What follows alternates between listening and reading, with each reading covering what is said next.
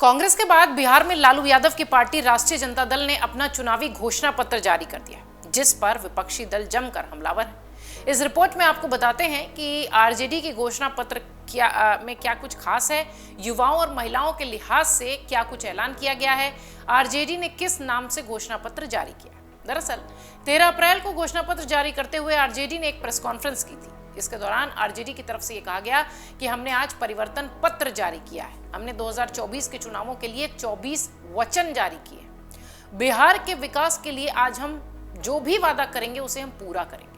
घोषणा पत्र में क्या कुछ खास है, ये भी थोड़ा सा जान लीजिए। देश में हो रहे लोकसभा चुनाव के पहले चरण की वोटिंग से 6 दिन पहले लालू यादव की पार्टी राष्ट्रीय जनता दल ने अपना चुनावी घोषणा पत्र जारी किया, जिसे परिवर्तन पत्र का नाम दिया गया है। इसे पूर्व डिप्टी सीएम और लालू यादव के छोटे बेटे तेजस्वी यादव ने लॉन्च किया। इस परिवर्तन पत्र में सबसे बड़ी जो बात थी या सबसे बड़ा जो दावा था वो सरकारी नौकरियों को लेकर किया गया।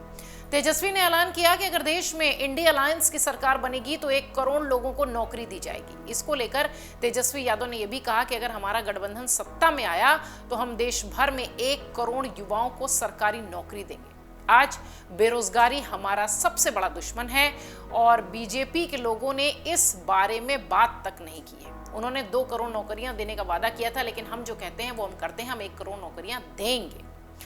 इसके अलावा पुरानी पेंशन स्कीम का भी वादा आरजेडी के घोषणा पत्र में हुआ है। इतना ही नहीं, तेजस्वी यादव ने कहा कि हम पुरानी पेंशन योजना वापस लाएंगे, बिहार को विशेष राज्य का दर्जा दिलाएंगे, बिहार को स्पेशल पैकेज दिलाने के लिए परिवर्तन पत्र में वादा करते हुए दिखाई पड़े हैं आरजेडी के लोग। तेजस्वी यादव 500 रुपए में हर घर सिलेंडर पहुंचेगा, ये बात भी तेजस्वी यादव कहते दिखाई पड़े। अगर हम सत्ता में आए तो 15 अगस्त को आपको बेरोजगारी के चंगुल से आजादी मिलनी शुरू हो जाएगी।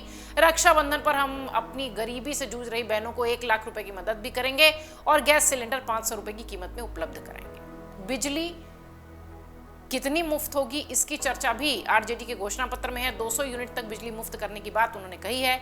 स्वामीनाथन समिति की सिफारिशों के साथ 10 फसलों के लिए एमएसपी पूरे भारत में लागू किया जाएगा, ये बात भी उनके घोषणा पत्र में है। इसके साथ ही अग्निवीर योजना को वापस लेने के वादे के साथ भी अर्धसैनिक बलों को सर्वोच्च बलिदान देने के बाद शहीद का दर्जा दिए जाने की बात भी इस मैनिफेस्टो में कही गई। तेजस्वी यादव ने बिहार में अच्छी कनेक्टिविटी सुनिश्चित करने की बात कही है। पूर्णिया, मुजफ्फरपुर, गोपालगंज, भागलपुर, रक्सौल के बीच हवाई अड्डे बनाने का वादा इन्होंने किया है।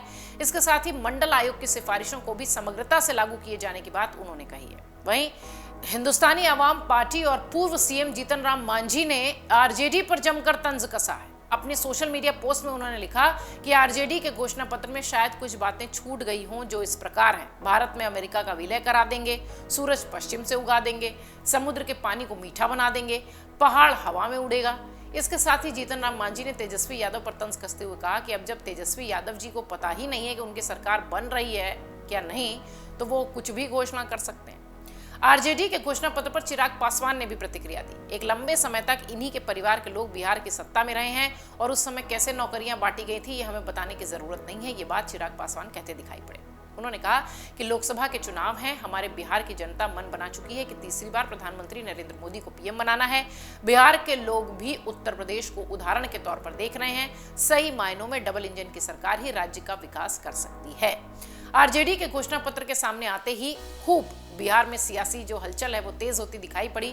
जीतन राम मांझी से लेके चिराग पासवान से लेके तमाम जो जेडीयू के नेता हैं वो सब प्रतिक्रिया देते हुए दिखाई पड़े हैं।